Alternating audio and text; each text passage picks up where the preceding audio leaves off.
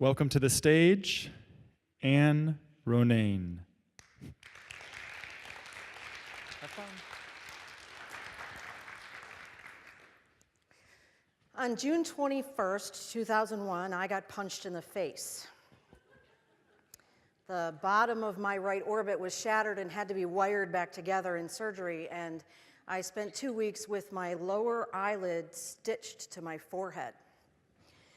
I was in the third year of my first job in the mental health field at a locked facility with adolescent girls with severe mental illness.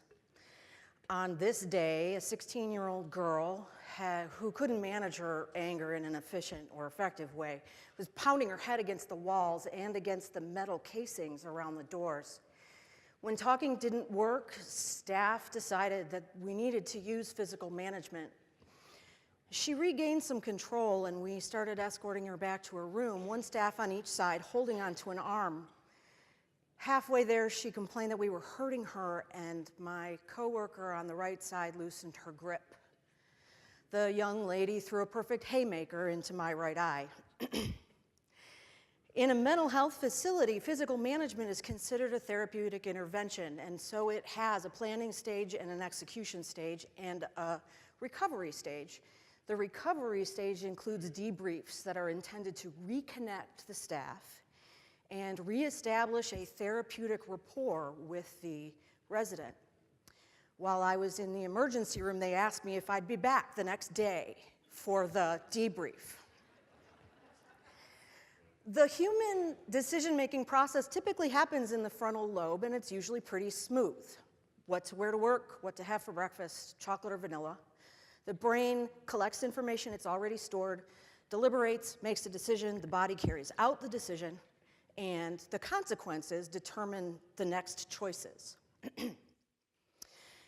Except, getting punched in the face or hit with any other extreme of emotion shuts down the frontal lobe. Instead, the brain is taken over by the primitive part that was intended to help us escape saber-toothed tigers. Instead of lots of information, the only information we have is we've been dropped into a tunnel and our only choice is, get out fast.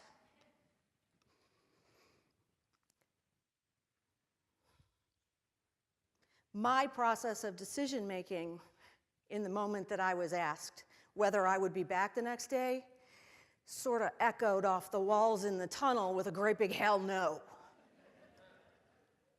But then, what if there were other places to make decisions?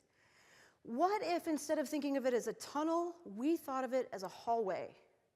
In a hallway, you start at the emotional end, but then there are lots of rooms in which to make decisions. There are rooms where we feel compassion and love and patience and dedication to our job. I'd love to tell you whether I stayed stuck in the tunnel or if I found a hallway to make choices other than fear and anger. If you'd like to know, you have a decision to make.